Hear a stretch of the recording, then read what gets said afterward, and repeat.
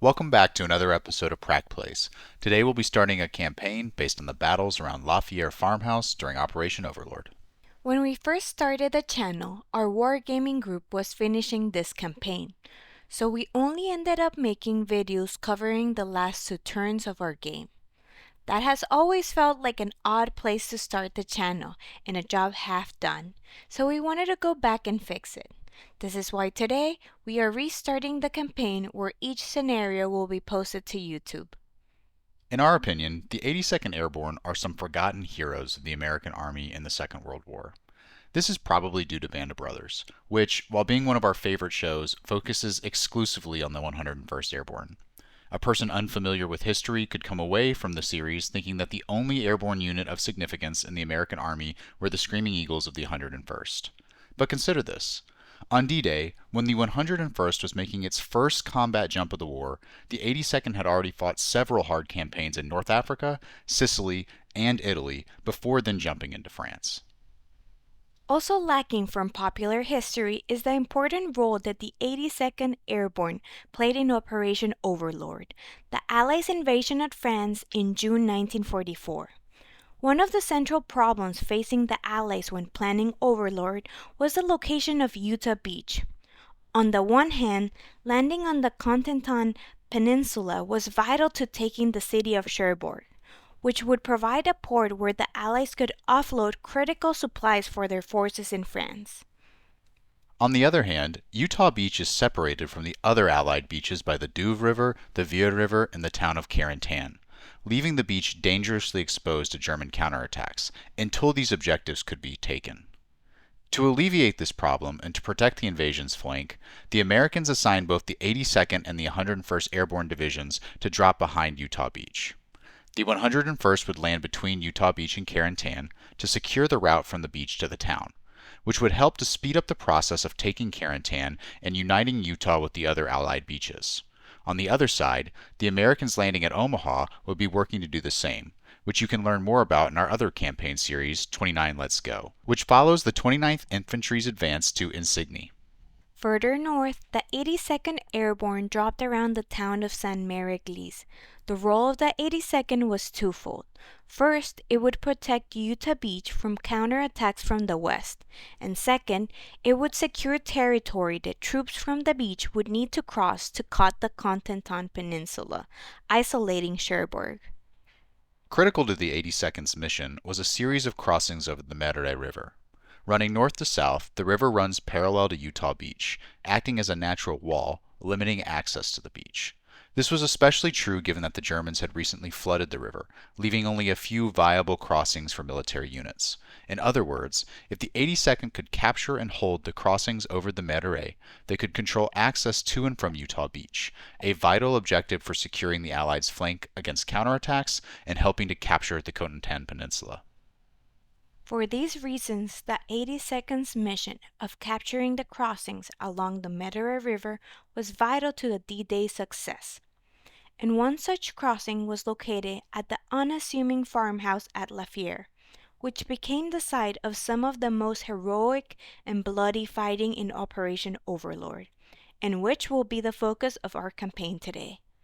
To recreate these fights, we'll be using the chain of command rules from Two Fat Lardies, and our orders of battle, maps, and terrain are based roughly on scenarios in All-American, a wargaming book by Dave Parker focusing on the 82nd Airborne, and Fireball Forward, another great set of wargaming rules. We'll start the campaign with the American assault on the Fière Farmhouse. During the early morning of June 6, Able Company of the 505th Parachute Infantry Regiment, 82nd Airborne, led by Lieutenant Red Dog Dolan, landed surprisingly well in the area and moved out to capture the farm. In our scenario, Lieutenant Dolan's men will enter the battlefield along the two converging roadways. Their main objective is simple: take the farmhouse and set up a defense around the bridge across the Medere River. Lieutenant Dolan will field a platoon of paratroopers facing about a platoon of Germans. The Americans begin the game by deploying squads along the hedgerows on both roadways. Unable to locate the Germans, they advance cautiously from hedgerow to hedgerow, using two-man scout teams and providing covering fire. At the same time, the Germans began deploying men around the farmhouses. They first set up a heavy machine gun facing down the road, forcing the Americans to advance through the hedges. The Germans then began to fan out into the hedgerows from the farmhouse. Unfortunately for the Germans, the dice just don't seem to favor them, so their deployment moves more slowly than the Americans. On the American right, the Americans advance close to La Fière before the Germans can deploy, putting only one field and a low rise between them and their objective. At the same time, an American squad advancing down their main road is the first to make contact with the enemy, when a German sniper fires and downs a paratrooper as he crosses the hedgerow. This fire forces the Americans back over the hedgerow into cover to find an alternative route to the farmhouse. The Americans advancing on the left flank are not as quick to advance on the farmhouse, providing the Germans time to set up a long defensive line along a hedgerow. Unaware of the Germans' presence, an American scout team is ambushed and loses a man.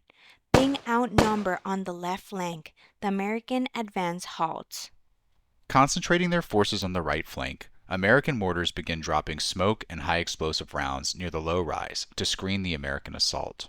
Noticing the American buildup on the right, the Germans also order a squad to redeploy from one flank to the other, but it will take some time for them to make their way across the battlefield. At the same time, the Americans also try to use the low rise as cover, allowing them to advance as far as the road running across the Marais. But that's as far as the Americans will get without a fight, as another scout team is ambushed and killed. So the Americans decide that the time is right to assault over the low rise and to take the first farmhouse. Initially, the American assault goes well, killing nearly all the Germans protecting the lower story of the farmhouse. But capturing the second story proves more difficult, and the Americans take heavy casualties, causing one of their squads to fall back. To make matters worse, the German squad ordered to redeploy from the other flank arrives at this time to reinforce the house. Just as things are looking worse for the Americans, a second squad, which had crept along the hedge next to the river, emerges and pours fire into the German reinforcements, causing them to fall back to the main farmhouse complex.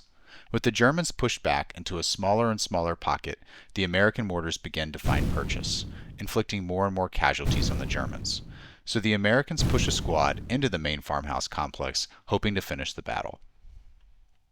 Finding their line of retreat cut off, the Germans throw everything they have left at the American squad, and hand-to-hand fighting ensues. Both sides take nearly 70% casualties in the melee, but the American squad manages to gain the upper hand barely.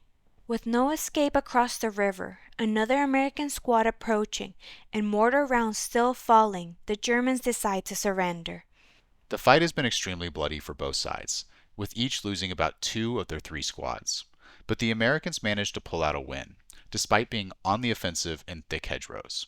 And several factors led to this success. First, the Americans got a quicker deployment, which reduced the number of defensive positions available to the Germans, forcing them back into a smaller area of the battlefield. Second, the 2 American mortars simply outperformed the 1 German mortar. And finally, the Americans were treated as an elite unit, while the Germans were regulars, which gave the Americans a slight advantage in shooting in close combat, which in the end helped them with some really close dice rolls. Despite their victory, the Americans took heavy casualties, which may make holding the bridge against the German counterattacks more difficult. The Americans can now only hope that before our next scenario, some scattered units in the area will march to the sound of the guns to help hold the bridge. Thanks for watching and see you in the next one.